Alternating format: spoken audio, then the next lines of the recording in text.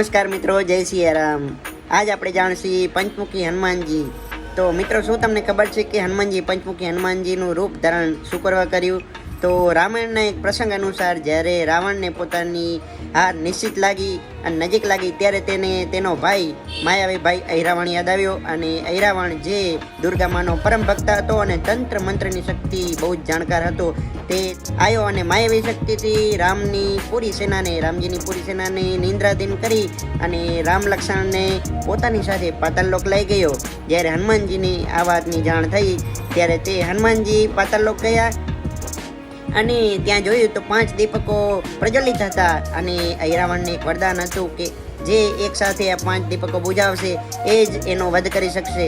ત્યારે હનુમાનજીએ પંચમુખી હનુમાનજીનું રૂપ ધારણ કરી અને 5 દીપકોને બુજાવ્યા અને અહિરાવણનો વધ કરી અને રામજી તથા લક્ષ્મણજીને મુક્ત કરાવીને પાછા લાવ્યા।